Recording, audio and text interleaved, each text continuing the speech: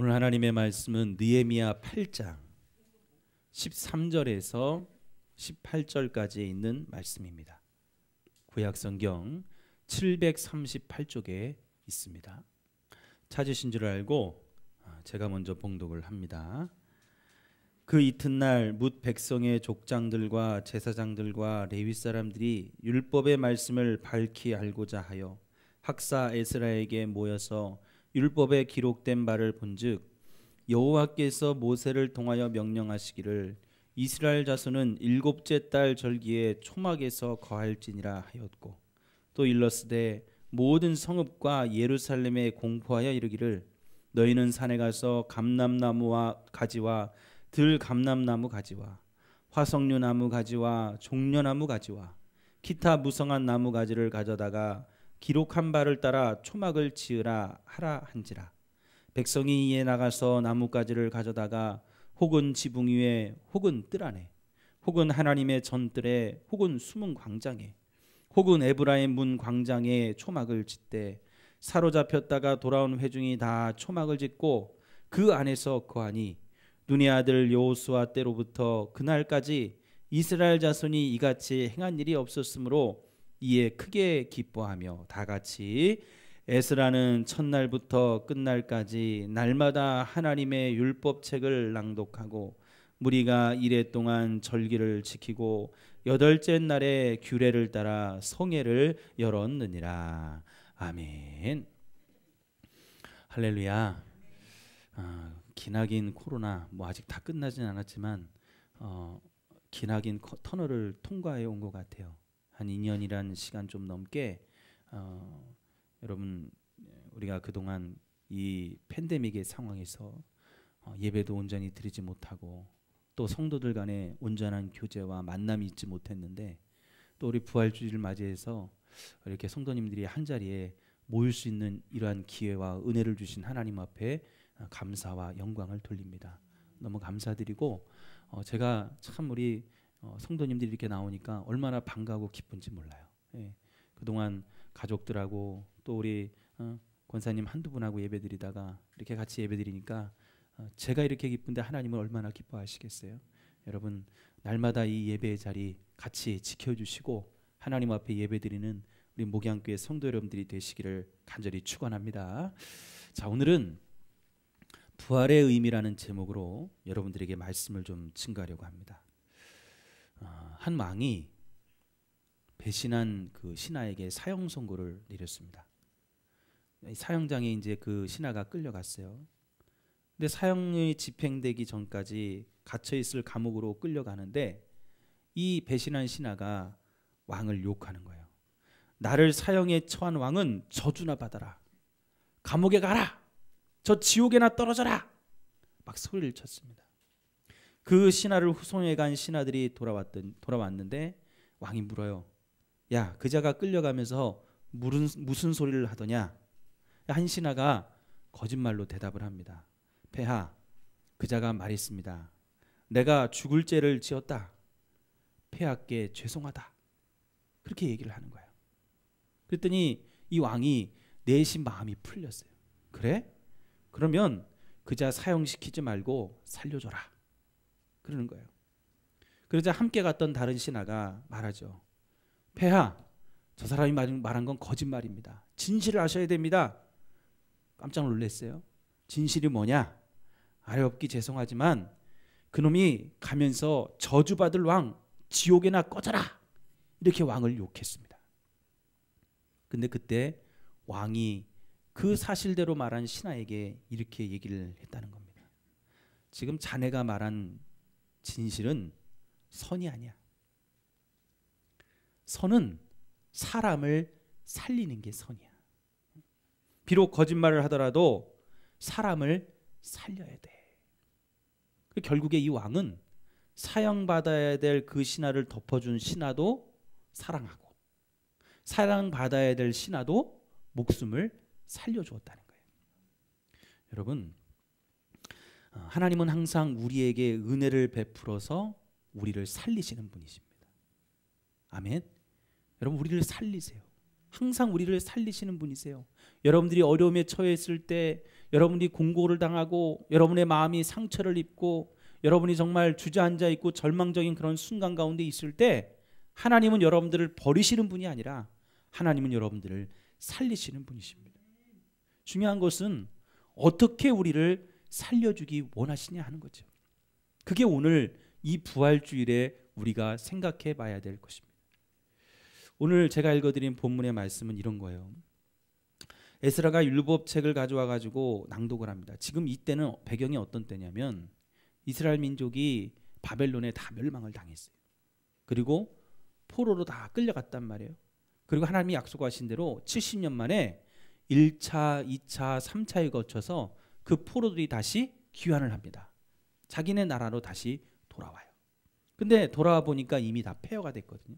성전도 폐허가 됐고 성벽도 다 무너져 버렸고, 그래서 하나님이 보내는 지도자들을 통해서 성전도 재건하게 하고 또 느헤미야라는 사람을 통해서 성벽도 재건해서 이스라엘 민족들을 지키게 만들어 주셨어요. 자, 그리고 나서 이들이 한 가지 마지막 남은 게 있었습니다. 그게 뭐냐면 예배의 회복이었어요. 그래서 에스라라는 그 학사며 선지자인 에스라가 그 모든 백성들을 다 불러 모아놓고 성전에 불러 모아놓고 지금 이 자리에 여러분 앉은 것처럼 불러 모아놓고 하나님의 율법책, 하나님의 말씀을 낭독하기 시작했어요.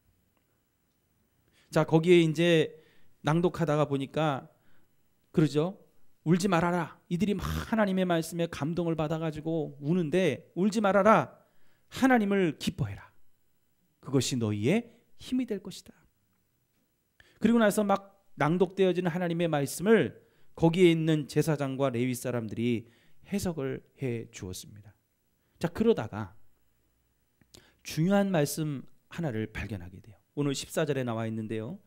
여호와께서 모세를 통하여 명령하시기를 이스라엘 자손은 7째 달 절기에 초막에서 거할지니라.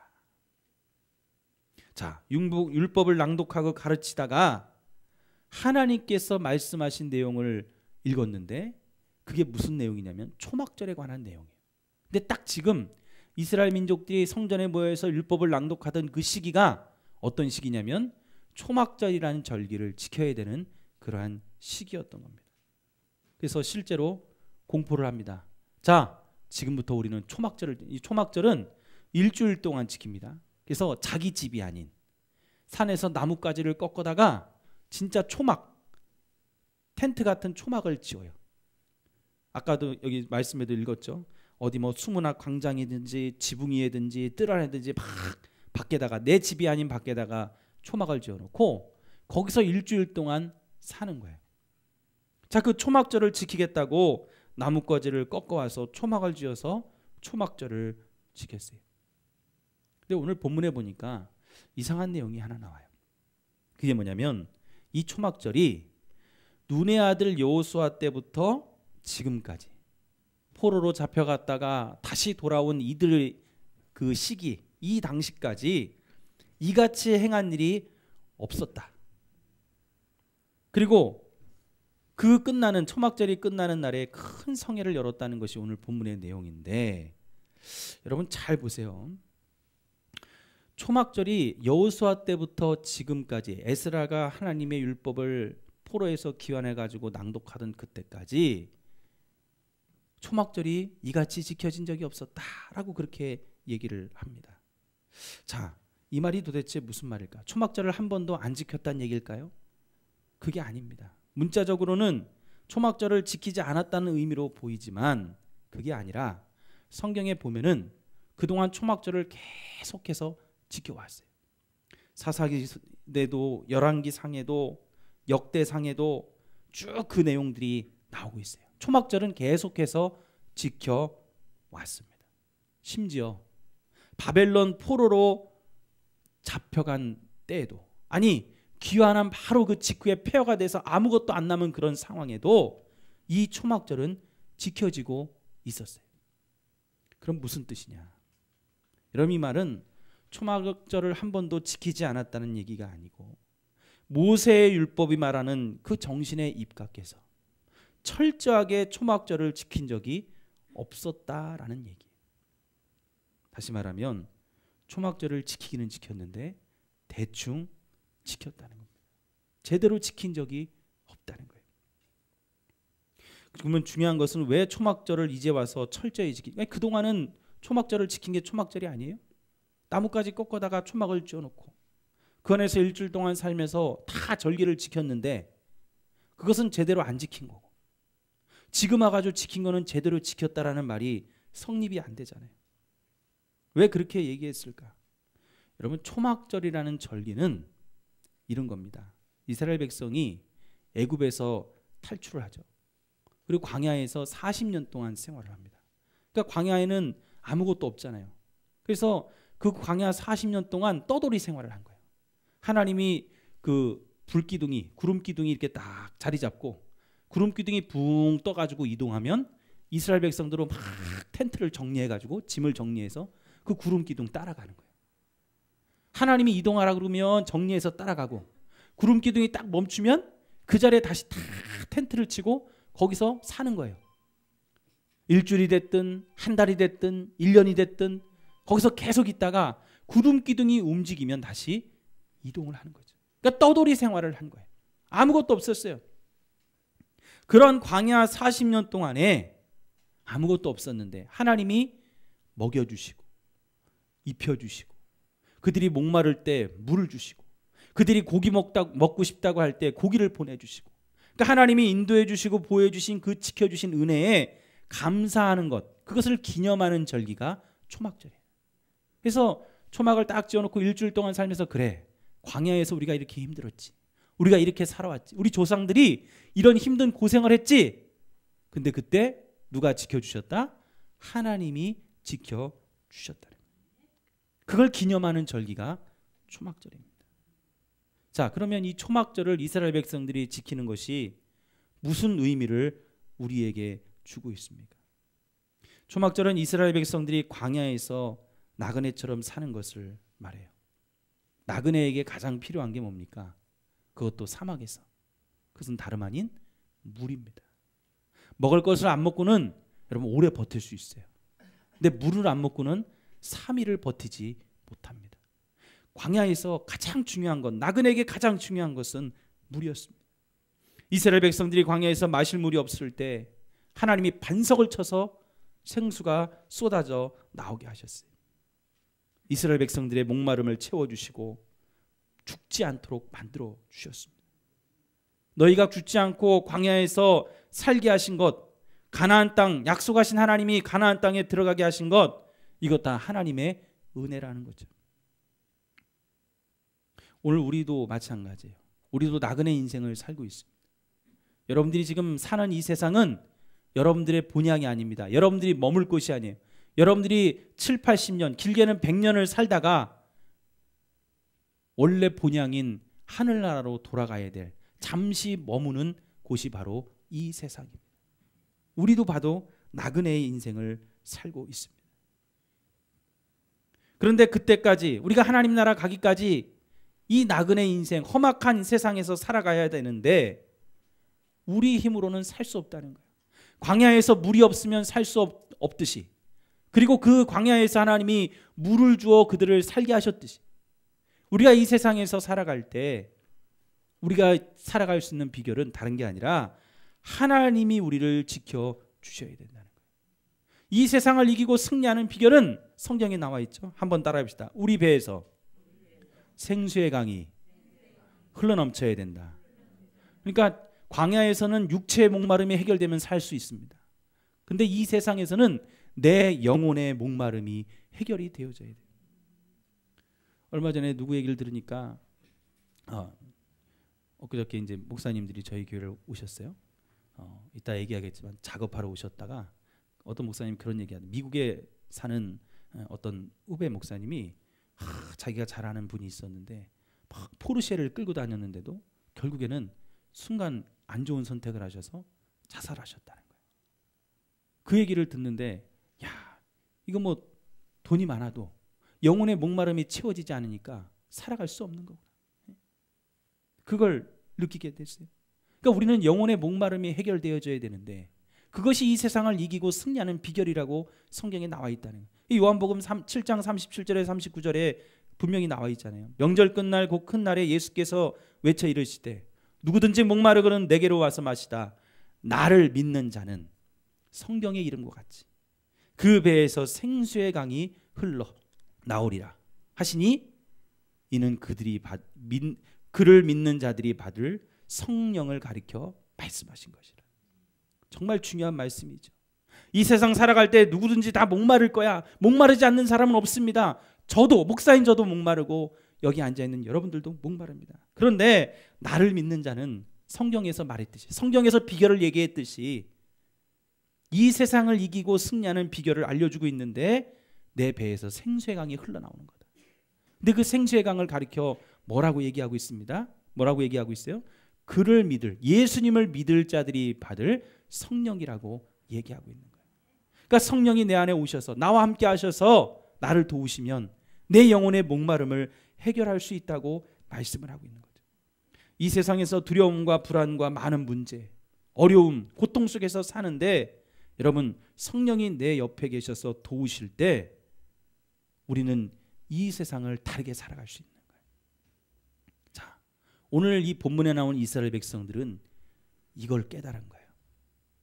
지금 이 율법책을 낭독하는 그 순간 그 전에도 초막절을 지켰고 그 이후에도 초막절을 지켰는데 지금 말씀이 낭독되고 난 이후에 초막절이 철저하게 지킨 초막절이라고 제대로 지킨 초막절이라고 말하는 이유는 바로 이겁니다. 이제서야 깨달은 거예요. 이제서야 하나님의 도움 없이는 살 수 없다는 것을 깨달았고 이제서야 하나님이 우리를 도와주셔서 지금까지 왔다는 은혜를 깨달았다는 얘기예요. 그거를 깨달으니까 똑같이 지켜왔던 초막절인데 전혀 다른 의미로 이스라엘 백성들에게 다가왔다는 거죠. 자, 오늘 제가 말씀드리려고 하는 게 이겁니다. 오늘 부활주일이에요. 여러분들에게 부활절은 어떤 의미십니까? 우리 개념 매년마다 부활절 지켜왔잖아요. 부활절이 여러분들이 해마다 지킬 때마다 어떤 의미를 가지고 여러분 마음속에 자리 잡고 있었냐는 거예요. 이스라엘 백성들처럼 계속 초막절을 지켰듯이 부활절을 지켜왔는데 매년 지켜오던 부활절을 그대로 지켰다면 아무런 의미, 아무런 느낌, 아무런 감동이 없다면 그 부활절은 그냥 똑같은 부활절이에요.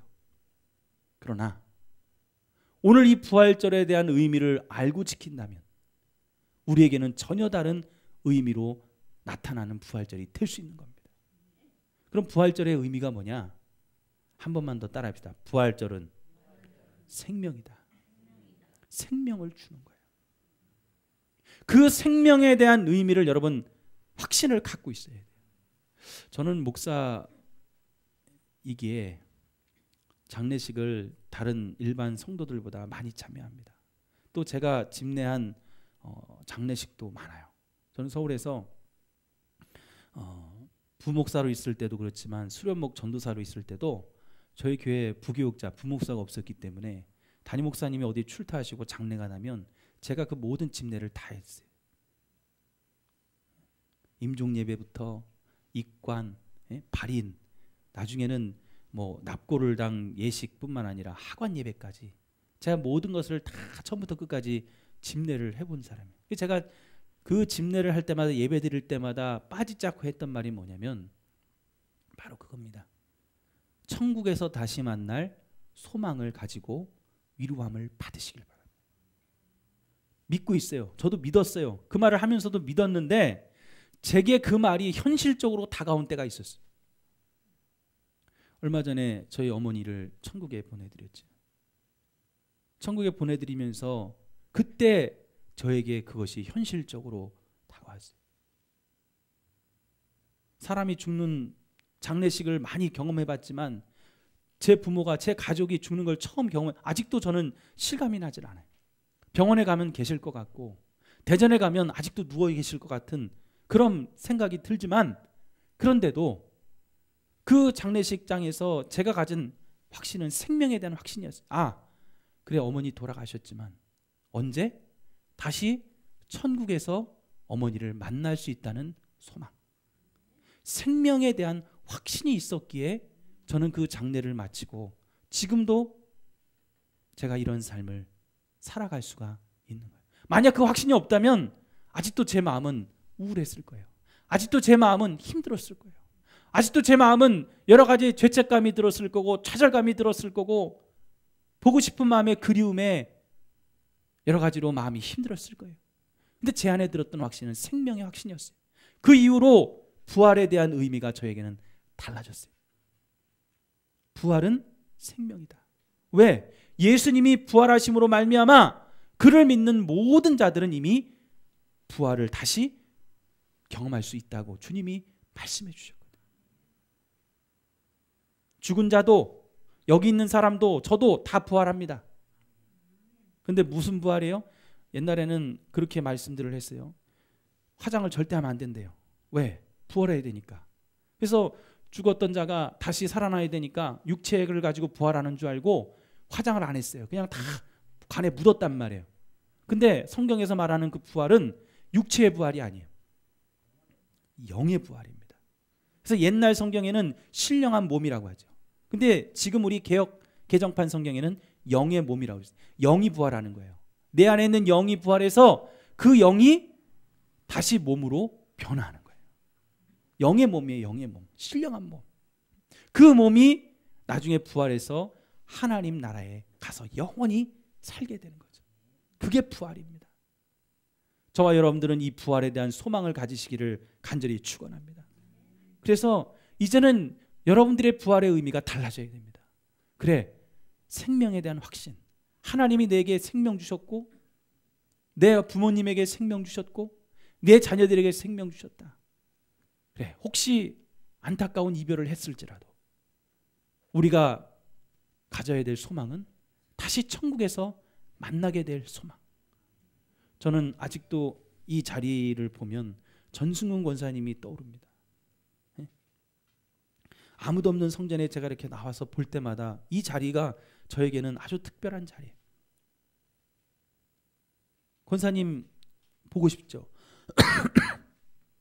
그러나 지금 볼 수 없어요. 하지만 확신이 있습니다. 천국에서 다시 만날 소망.